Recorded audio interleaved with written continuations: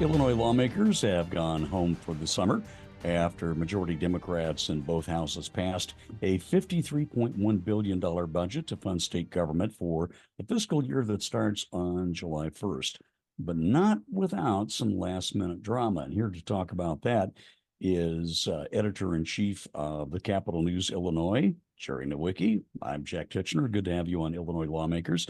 Jerry, you're CNI's budget expert.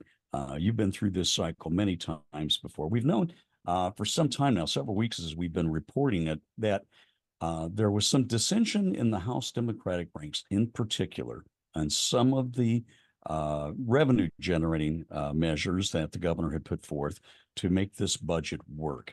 How did that play out in the wee hours of Wednesday morning of this week?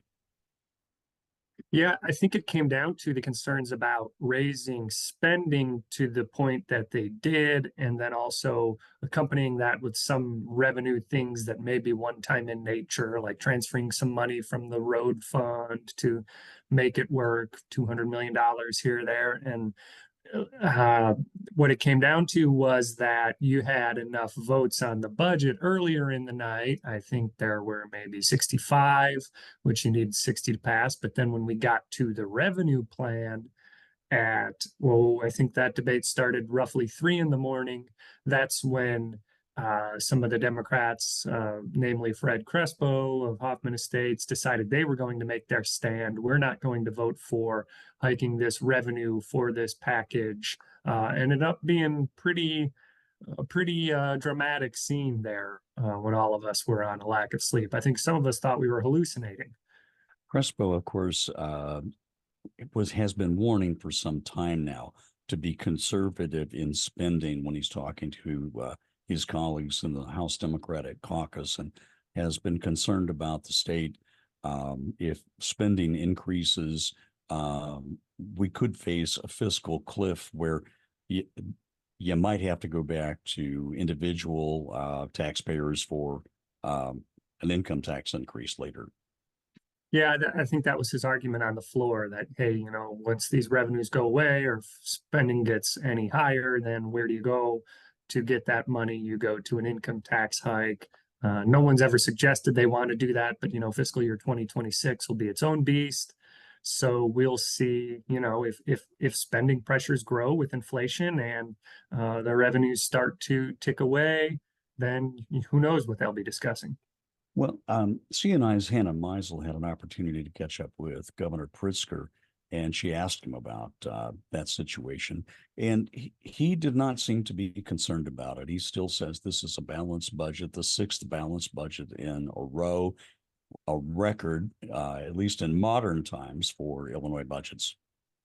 Yeah, he sort of brushed it off as a Republican concern, even though we were very clear and indicating that it was Fred Crespo who was having the concerns. But, if I can say one thing for the governors, they have been conservative with the way they estimate revenues in upcoming fiscal years. I don't think there was ever a year where revenues came in below what they had estimated they would be. So I think, that's where he's coming from to some extent, saying, we're not sitting down here with high in the sky, hopes for what revenues are going to be. We paint a very realistic picture when we budget. Less than half a minute left, and there are surpluses when you consider all the revenue enhancements and tax code changes. There's still a surplus at this point for next fiscal year. Yeah, they planned in a little bit, and they also planned $200 million to chip into the rainy day fund for the year. So that's something they brag about a lot as well. Capital News Illinois editor-in-chief Jerry Nowicki, thank you so much, sir. Thank you. Democratic House Speaker Emanuel Chris Welch joins us now on Illinois Lawmakers. Good to have you back on the program. Hey, Jack, good to be back. Good to see you, my friend. House and Senate lawmakers sent the governor a $53.1 billion spending package for the new state fiscal year starting July 1st, but it was not without a marathon session over in the House of Representatives. Went way into the pre-dawn hours of Wednesday. Why did it take 3 times to try to pass that budget with your caucus? Well, first of all, let me say, Jack, it's always good to be on your show and have an opportunity to speak with you. The budget passed on the first vote. the budget implementation plan passed on the first vote. The revenue package, which helps pay for the balanced budget, it did take 3 votes to get it done, but no one ever said that the House is boring. We're definitely not a boring chamber. You never know what to expect when it comes to the House. But we tell folks sausage making isn't pretty, and they got to watch the sausage being made, which I think is very important for people to see. Sausage making is never pretty. We knew for some weeks that some members of the House Democratic Caucus had some reservations about all of the makings that went into this package. How did that play out in the final hours of this session? How did everyone finally, or at least the 60 votes, come together to push this over into the end zone? Well, both the House and the Senate have very diverse caucuses. Our supermajorities are very diverse. We look like Illinois. Quite frankly, we look like America. And when you look like America, I say diversity is the strength of our state, diversity is the strength of our caucus. But I never said it's easy. I mean, it takes a lot of listening. It takes a lot of sit down meetings with folks and hearing them out and addressing their concerns. And, I met with a number of our members all weekend and through Tuesday and listened to their concerns and uh, asked them to vote for these items because these are things that, as their leader, I negotiated with the Senate President and Governor, and we got it done. And as you see, every bill passed the House. One of your Democratic colleagues from Hoffman Estates, Representative Fred Crespo, was expressing some concerns about whether this package will hold together over the length of the fiscal year, and that lawmakers might have to come back and look for more sources of revenue to keep things going. Listen, Chairman Crespo has been around a long time. He chairs our General Services Committee because I consider him to be a subject matter expert. I listen to him. He's one of the many folks that I listen to. We believe that this is a balanced budget. It's our 6th balanced budget in a row. Already, investors are looking at it in a very positive light because it pays down debt. There was an article in Crane Chicago Business today talking about how far Illinois has come when it comes to our muni debt specifically, and how this budget continues to do that. We put in the work, and it's showing with the credit agencies and with the financial experts looking at it and giving us credit for what we're going to do.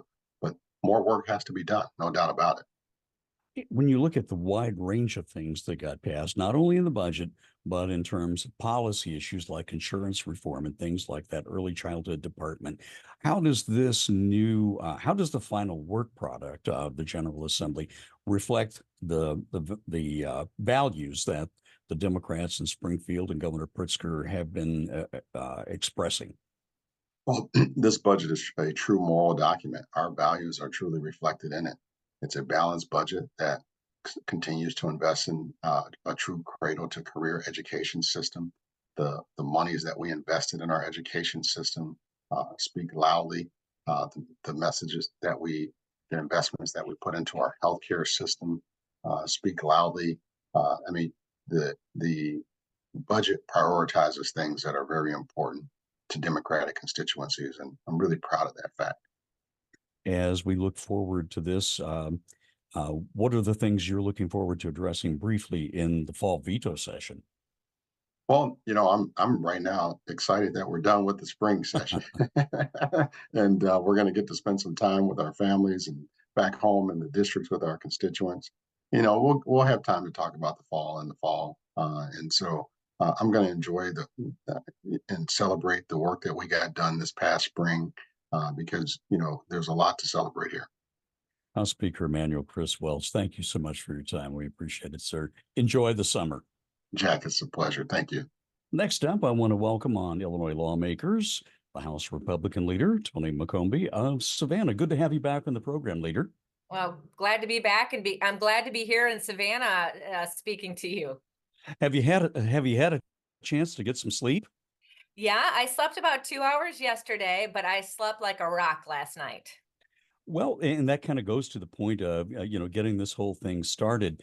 Uh, The end of the session went way into the wee hours of the morning. It took Democrats in the House 3 attempts to get their budget over the line with the bare minimum of votes. You were watching the whole thing unfold. How did it play out in your view?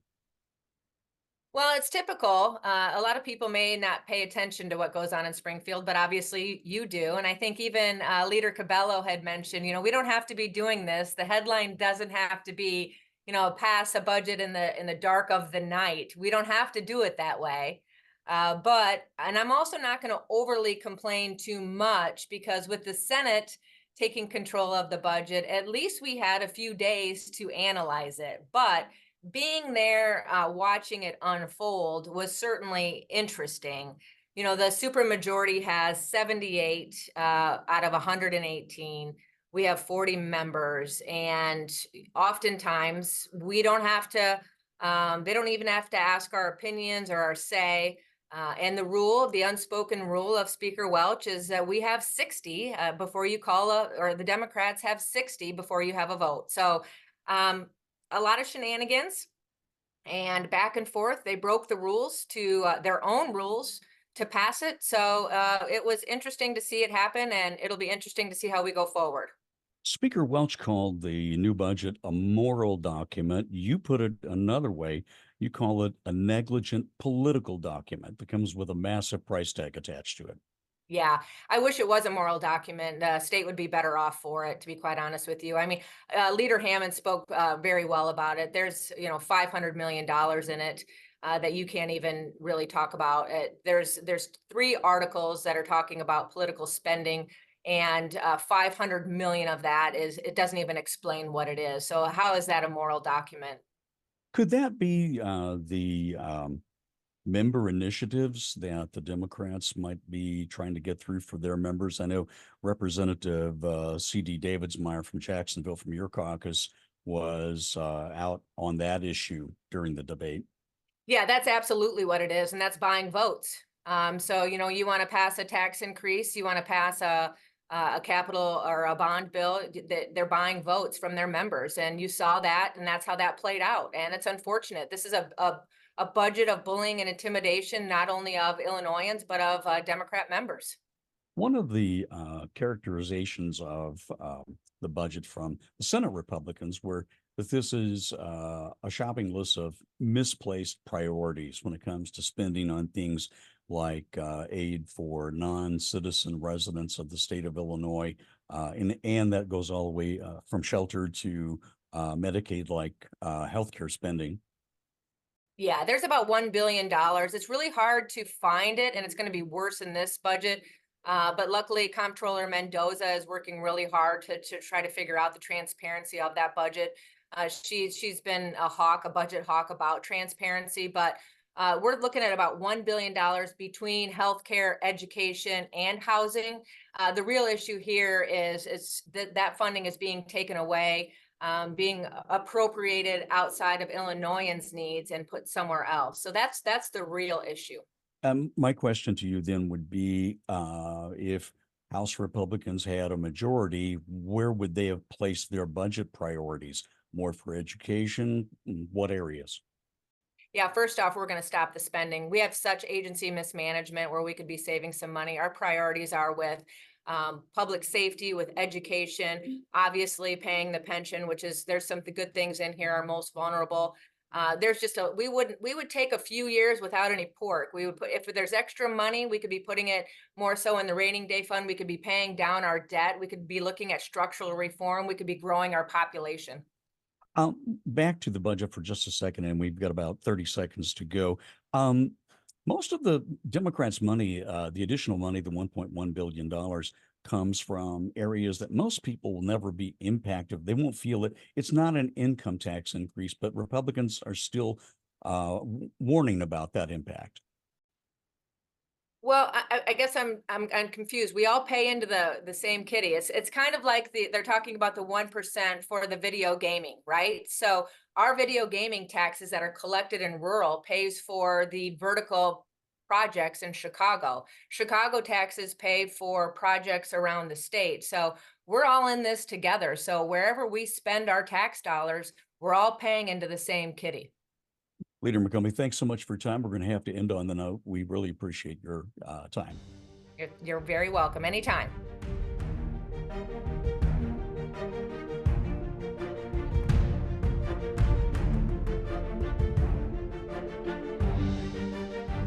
Democratic Senate President Don Harmon of Oak Park joins us next on Illinois Lawmakers. Great to have you back on the program, sir. It's good to be back with you, Jack. Thanks for having me. The Senate, of course, went home over the weekend after passing a $53.1 billion budget for the state fiscal year beginning July 1st. House lawmakers, though, had a tougher time passing the budget in the pre-dawn hours on Wednesday, but it's finally on the way to Governor Pritzker's desk. Senator, you called the bill responsive, responsible, and balanced. How does it reflect the Senate Democrats' values for and priorities for the coming fiscal year? Well, thanks for the question, Jack. It's a good, responsible, balanced budget. I hope it will lead to the continuation of Illinois being viewed as a sound financial operator. At the same time, even under difficult circumstances, we were able to invest in those things that have long been priorities for the Senate Democrats: education, kindergarten through high school, as well as early childhood, and continuing investment in higher education with MAP grants and support for students. We've invested in healthcare. We've invested in homelessness prevention, and all in all, a budget of which we can all be very proud. There's another $200 million in there for the state's rainy day fund, and you're continuing to pay down the state's pension obligations for the 5 public pension systems.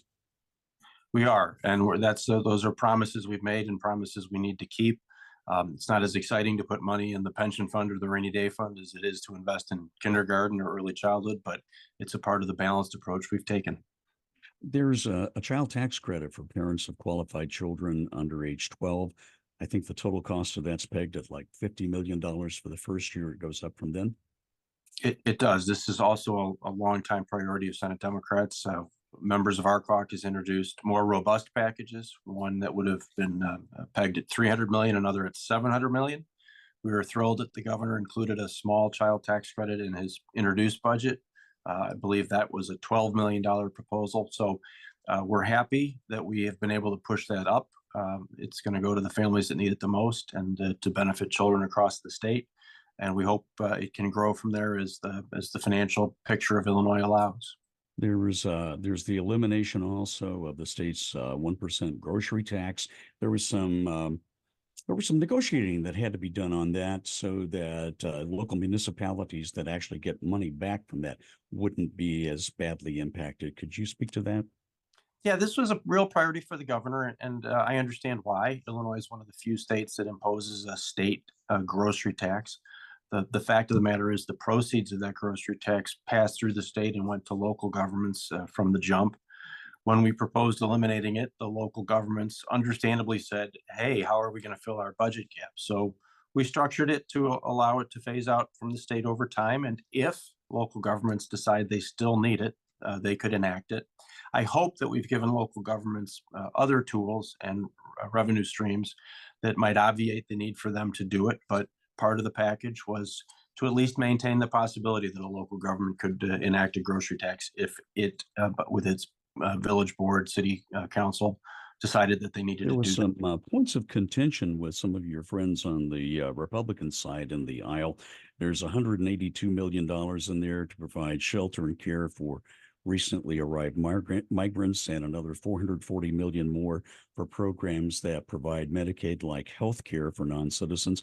Republicans say the Democrats' party priorities are misplaced. They say the state's resources ought to be spent on Illinoisans, not non-residents. I was surprised at how often the Republicans on the floor were telling us we weren't spending enough money. That doesn't seem like the typical Republican talking point. The fact of the matter is we cut the spending for the Medicaid-like program from $550 million to $440 million.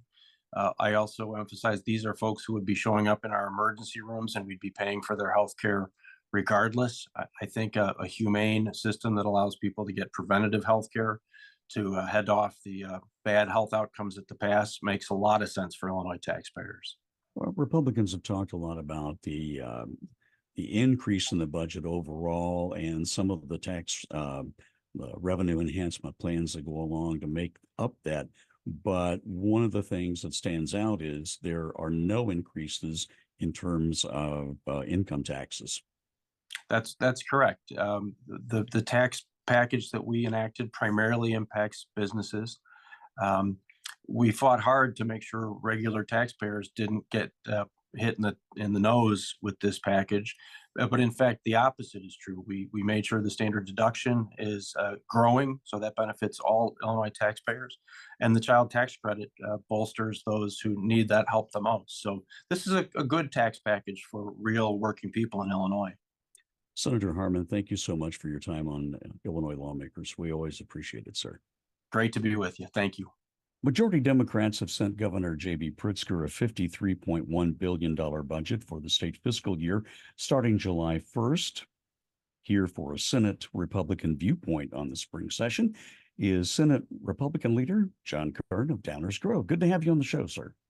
Jack, it's nice to be back with you.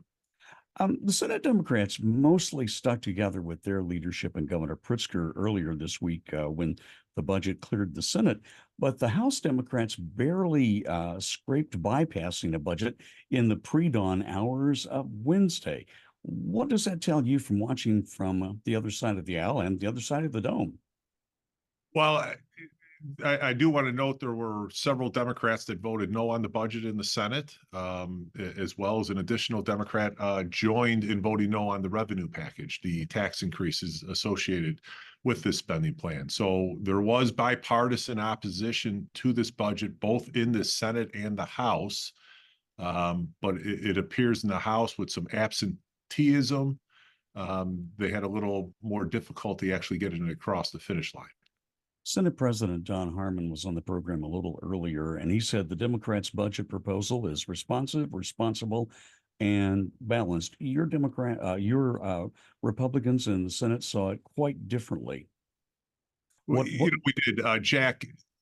I don't think it's responsible. I don't think it's fair to be raising taxes on the citizens of Illinois to pay for Governor Pritzker, and we're 6 years into this, his desire to make Illinois the most welcoming state in the nation, and these non-citizen welfare programs that the governor has started and has grown to a robust amount, totaling well in excess of $1 billion a year.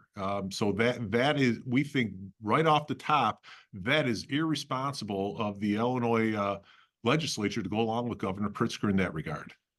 Well, we know that there's $182 million in the governor's budget for shelter and care for recently arrived non-citizens. Another, I think, $440 million for programs that provide Medicaid-like healthcare programs for them.